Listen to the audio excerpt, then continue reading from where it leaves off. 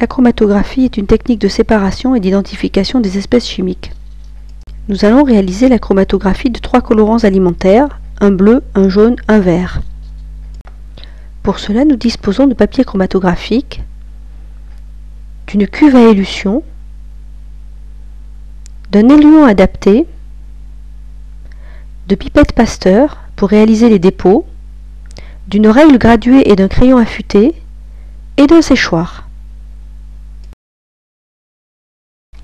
Pour commencer, un fond d'éluant est versé dans la cuve à élution. Celle-ci est fermée pour que les vapeurs d'éluant saturent le milieu. Pendant ce temps, on prépare la feuille de papier chromatographique. Un trait horizontal est tracé à 1 cm du bord inférieur de la feuille.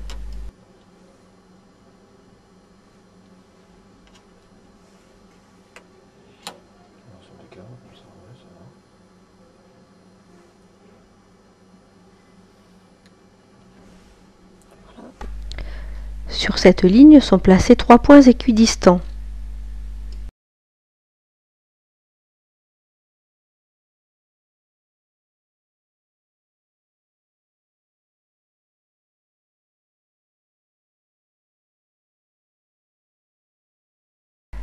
C'est sur ces points que seront déposés les colorants.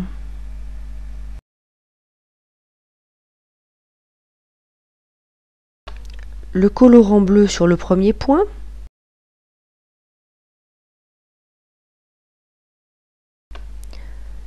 le jaune sur le deuxième,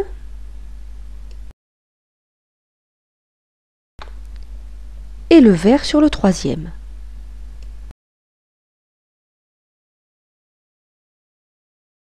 Ces dépôts sont aussitôt séchés.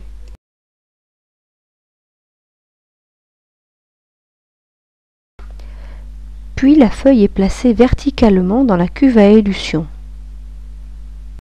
La ligne des dépôts doit être au-dessus du niveau de l'éluant. La cuve est alors refermée.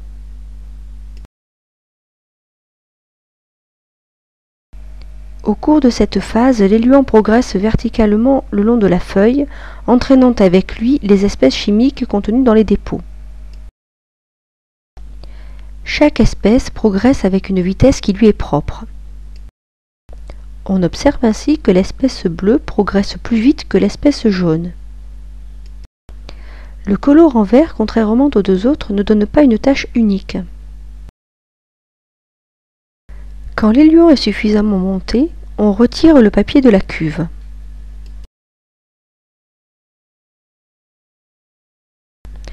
On marque d'un trait de crayon le niveau qu'a atteint l'éluant. Puis on sèche le chromatogramme.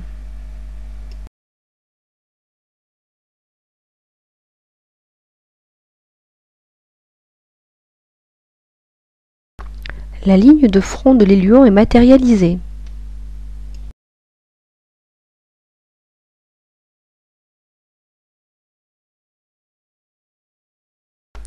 Une lecture verticale du chromatogramme donne une indication sur la composition des dépôts. Le colorant jaune et le colorant bleu qui ne présentent qu'une seule tache sont des espèces pures. Le colorant vert est un mélange. Il est composé des colorants des deux autres dépôts puisqu'ils ont migré au même niveau.